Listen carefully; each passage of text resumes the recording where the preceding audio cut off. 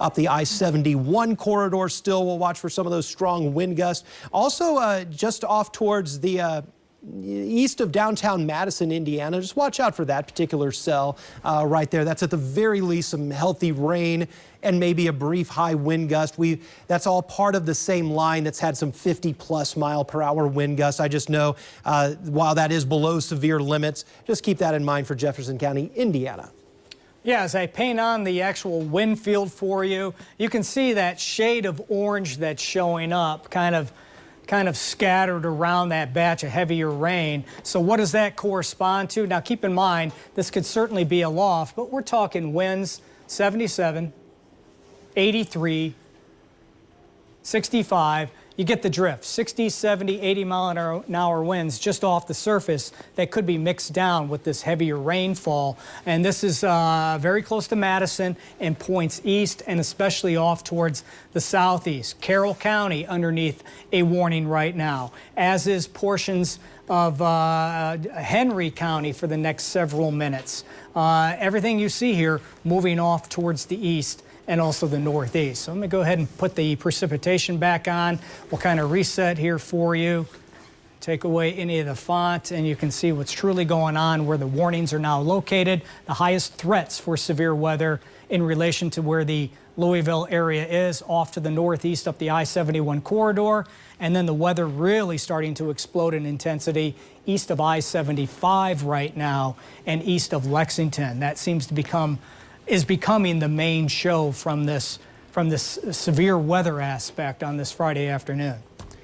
Jay, we reached 70 degrees at Ollie International before the rain moved on through, and we've got 40s out into western Kentucky. So this cold front's going to blow through during the evening and knock those temperatures down too. Even as the severe weather threat, the higher wind threat starts to die down, the temperatures will get on the chillier side, but just down into the 30s tonight for overnight lows, so nothing too brutal for the time of year, but a little bit more of a seasonable chill. But that's all part of this storm system's moving through with those big changes in temperatures. We get the big winds and, of course, still some of the shower and thunderstorm activity and the strong wind gusts to watch. Yep, absolutely. All right, let's take a live look outside right now for you.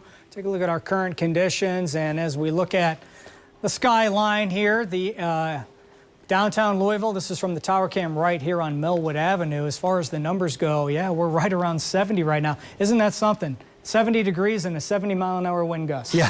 How about that? A southwest breeze at this point, nearly 30 miles an hour, but gusting much, much higher. And that trend is certainly going to continue the rest of the afternoon. So we'll take that off, take a look at the rest of the viewing area. Warnings up the I-71 corridor. Light rain showers as the cooler air is getting ready to spread in out of western Kentucky, southwestern Indiana, and Illinois.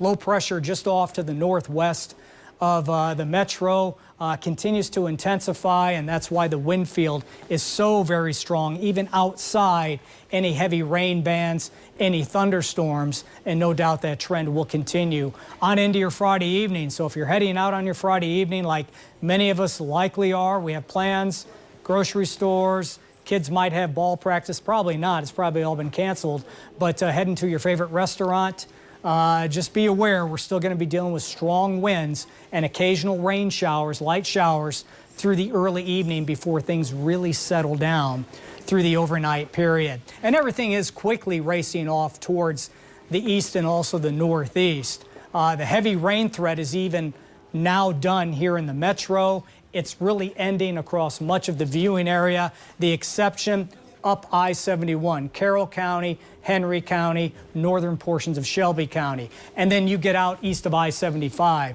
Tell you what, it's getting pretty rough out that way. But the rest of the WLKY viewing area, just some scattered pockets of light rain showers, otherwise some gusty winds. The tornado watch, if it hasn't been chiseled away from west to east across the viewing area, will be shortly, as the main threat is now starting to pull away.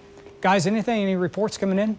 We haven't gotten any additional reports, Jay, but just to kind of go over some of the gusts that we've seen in Allendale and Taylor County, a 68 mile per hour wind gust there.